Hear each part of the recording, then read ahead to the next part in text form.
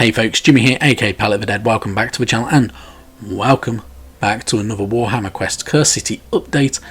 As per usual with all these videos, if you like them, hit the like button, subscribe to the channel and drop a comment down below. It's great to hear from you guys. I do appreciate every comment, every like and every subscriber that this channel receives, and it goes a long way to help out as well. Now, before we get into this video, two things. Mortal Realms magazine delayed, don't know when until, but so far the shop where I get the magazine from, they've not had it delivered, so they reserve it for me every week and they've not received a single copy of it. I tried the shop around the corner from them, nothing. I even tried a couple of supermarkets nearby and a bigger shop as well, and none there either. So don't know what's going on. I don't know if it's delayed for some weird reason, if it's a problem with the publisher, if it's a problem with the distributor, who knows.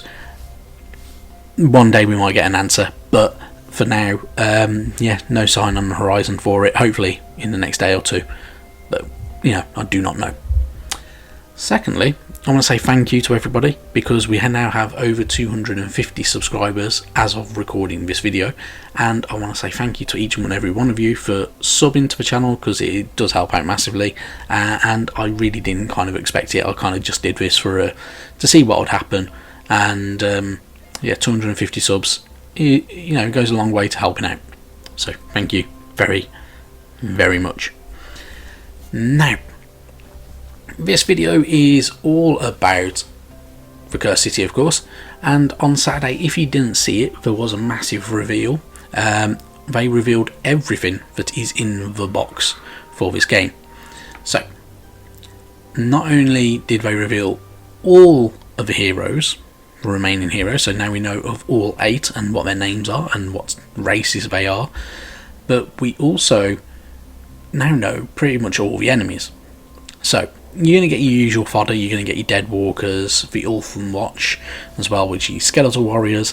There will be bats, there will be rats, there will be, of course, Gorslav the Gravekeeper, and a few others, and the, of course, Captain Halgrim, and then Torgilius the Chamberlain. But we also now know that the main enemies are vampires. And one main enemy, which is the leader of these enemies, his name is Radukar the Wolf. So let's have a quick deep dive into what this guy's all about, really. So, even as a mortal, Radukar was an infamous warlord, launching murderous raids along the coast of Shyish from his flagship Carrack, the Impaler's Gift. Sporting a double-headed wolf as a cloak, the mighty beast that once guarded the tomb of the ancient vampire emperor Morkan. Radukar killed this wolf, Vilnius, with his bare hands to claim a barrow blade and prove himself worthy of the blood kiss. Donning it as a cloak, he is now wielding the ancient sabre, which inflicts mortal terror into any who are struck by it, not to mention the nasty wounds that it can inflict as well. In Undeath, Radukar's power matches his ambition and savagery. Alongside a horde of ogres bound to his service, the Wolf King's raids became even more unhinged and violent. Eventually, he made his way to the prosperous city of Mournhold, which would forever be changed under his rule, saving it from a demonic host. In return for a position of power, the noble houses of a city would come to regret forming an alliance with a vampire before the end. Now the undisputed ruler of Ulthuncard, Radukar and his minions will make one heck of a collision course for your party of adventurers, and yeah, it should be really good fun. So, Radukar the Wolf, very different kind of character. He is ogre, but he is also vampire. So this is going to make him very tough. He has undead ogres in his service, which are pretty cool looking as well, and he has an awesome look himself. So not only has he got that double-headed wolf as a cloak, he is also donning what looks like a Cossack, doesn't he? Really, he looks like he's going to be kind of like that very Russian-looking soldier kind of style.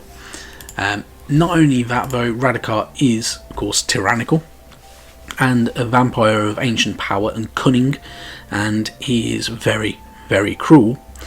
And not only did the blood kiss give him terrifying strength and eternal life, but also he is an animalistic and uncontrollable blood rage as well to go with it. So Radukar's a big bad guy. He is very much kind of going to be a tough bugger. Now, this will be very, very interesting. It's going to be very interesting to see what kind of pans out and how the story will revolve around him and how you're going to be able to play the game and everything like that as well.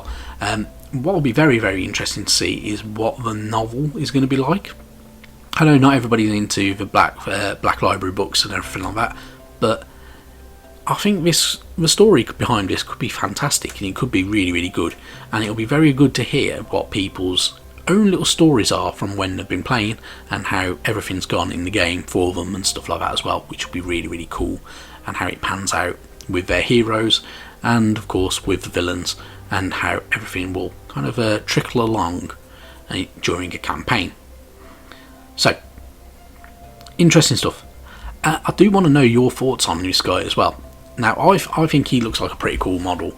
Like I do like with all of the models, I think that all of them look very, very nice, and it's a very, very interesting setup for a Warhammer quest as well, so it should be really, really good. That's it for this video, really.